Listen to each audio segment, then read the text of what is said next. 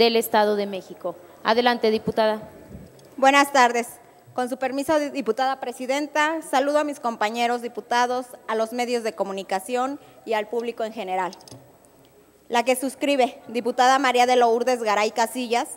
con fundamento en lo dispuesto por los artículos 51, fracción segunda, 57 y 61, fracción primera, de la Constitución Política del Estado Libre y Soberano de México, 28, fracción primera, 38, fracción segunda, 79 y 81 de la Ley Orgánica del Poder Legislativo del Estado de México, a nombre del Grupo Parlamentario del Partido Encuentro Social, me permito formular a esta honorable legislatura del Estado de México iniciativa con punto de acuerdo para exhortar respetuosamente al titular del Ejecutivo Estatal para que en el ámbito de sus atribuciones garantice a las personas con discapacidad el libre acceso y facilidad de desplazamiento en los espacios gubernamentales y de no contar con la infraestructura adecuada, instalarla de manera inmediata, de conformidad con lo previsto en los artículos 6 y 42 de la Ley para la Protección, Integración y Desarrollo de las Personas con Discapacidad del Estado de México. Lo anterior en razón de la siguiente exposición de motivos. Los derechos establecidos en la Declaración Universal de Derechos Humanos tienen como propósito fundamental proteger todas y cada una de las prerrogativas que gozan los individuos,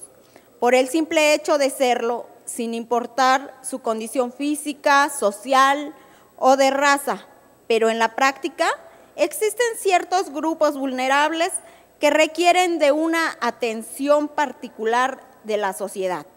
en aras de eliminar cualquier obstáculo que impida materializar su completo desarrollo. Un sector de la población mundial que vive en limitadas oportunidades son las personas con discapacidad, que de acuerdo con la Organización de las Naciones Unidas, alrededor del 10%, es decir, 650 millones de personas la padecen, y de las que aproximadamente un 80% vive en países en desarrollo. No obstante, con independencia del lugar en que se encuentren, sus vidas se restringen muy a menudo por factores de diversa índole. Es así que la Asamblea General de la Organización de las Naciones Unidas, en su resolución 47.3 del 14 de octubre de 1992, proclamó el 3 de diciembre de cada año el Día Internacional de las Personas con Discapacidad, el cual tiene por objeto comprender las cuestiones relacionadas con la discapacidad,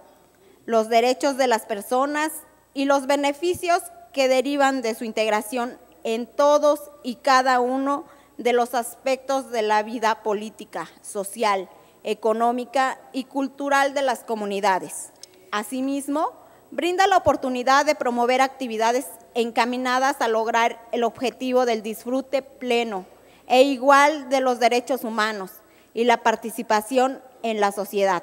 de las personas con discapacidad. En efecto, un alto número de estas personas enfrentan constantemente un cúmulo de obstáculos que les impide, entre otras cuestiones, recibir educación, conseguir empleo, incluso aún estando bien calificados, obtener el adecuado cuidado médico y sanitario,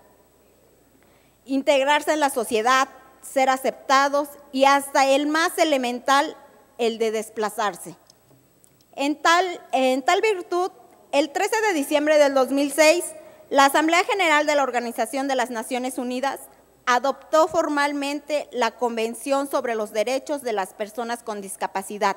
en la que reconoce que la discapacidad es el resultado de la interacción entre la deficiencia de una persona y los obstáculos como barreras físicas y actitudes imperantes que impiden su participación en la sociedad. El citado instrumento internacional fue suscrito por nuestro país el 30 de marzo del 2007 y en su artículo 9 dispone que los Estados partes adoptarán medidas pertinentes que aseguren el acceso de las personas con discapacidad en igualdad de condiciones con las demás, que incluirán la identificación y eliminación de obstáculos y barreras de acceso a los edificios, vías públicas, instalaciones exteriores e interiores, como escuelas, viviendas, instalaciones médicas y lugares de trabajo, así como prever que las entidades privadas que proporcionan instalaciones y servicios abiertos al público o de uso público tengan en cuenta todos los aspectos de su accesibilidad para las personas con discapacidad. Con estas medidas, los estados están obligados a promover los derechos de las personas y luchar contra la discriminación. Además, el Banco Mundial llegó a la conclusión de que el costo es mínimo cuando los elementos se incorporan en el momento de la construcción, pues se ha demostrado que para ser accesibles los edificios basta con añadir menos del 1% de los costos de construcción. Acorde con estas bases internacionales, la Constitución Política de los Estados Unidos Mexicanos, en su artículo 4, establece que queda prohibida toda discriminación motivada por las discapacidades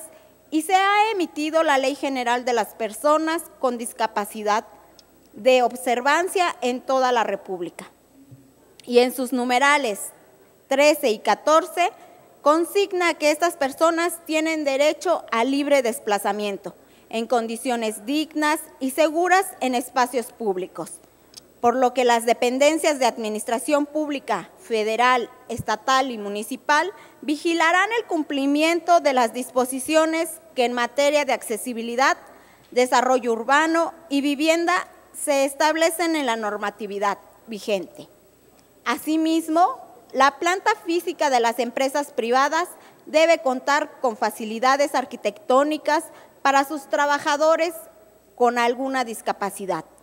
La Ley para la Protección, Integración y Desarrollo de las Personas con Discapacidad del Estado de México dispone que las personas con discapacidad tendrán derecho al libre acceso y facilidad de desplazamiento en los espacios laborales, comerciales, oficiales y recreativos, mediante construcciones que cuenten con las especificaciones arquitectónicas apropiadas, por lo que las autoridades competentes incluirán en sus planes de desarrollo urbano o centros de población la prestación de facilidades urbanísticas y arquitectónicas. Más aún, el artículo 42 de la propia ley proviene que los edificios públicos, comerciales y los proyectos de construcción de conjuntos urbanos deberán contar con rampas o facilidades urbanísticas que permitan el desplazamiento de las personas con capacidades diferentes. De lo expuesto, y en armonía con los compromisos internacionales que México ha asumido, se infiere que es deber de la Federación, estados y municipios, por conducto de las autoridades competentes, vigilar de manera permanente que se cumplan todas y cada una de las previsiones legales que tengan como objeto proteger los derechos de las personas con discapacidad. En tal virtud, un derecho primordial de estas personas es el de acceder en condiciones de igualdad como cualquier ciudadano, sin ningún tipo de barrera arquitectónica a los edificios públicos, incluyendo los escolares y comerciales, pues es menester facilitar su desplazamiento para que se encuentren en aptitud de deducir ante las instancias correspondientes sus respectivos derechos o de acudir a lugares públicos o privados para satisfacer sus debidas necesidades. En esta tesitura, y para que tanto la legislación internacional, nacional y estatal en materia de discapacidad no sea letra muerta, se exhorta respetuosamente a las autoridades estatales y municipales a observar y cumplimentar el contenido y alcance de las disposiciones internacionales y legales citadas, que garantice el libre acceso y facilidad de desplazamiento en los espacios laborales, comerciales, oficiales, escolares y recreativos de las personas con discapacidad. En otras palabras, de nada sirve contar con una amplia regulación legislativa que proteja los derechos mínimos de las personas con discapacidad y salvaguarden su desplazamiento si en realidad se omite verificar su cabal cumplimiento. En consecuencia, es deber del Grupo Parlamentario de Encuentro Social suprimir la brecha entre desigualdades sociales, especialmente con las personas con discapacidad, que necesitan de la atención y colaboración decidida de esta soberanía, que tutele y fortalezca sus derechos para impulsar y garantizar sus exigencias. Por lo expuesto, se somete a la consideración de esta legislatura el proyecto de acuerdo adjunto, para que, de estimar lo correcto, se apruebe en sus términos.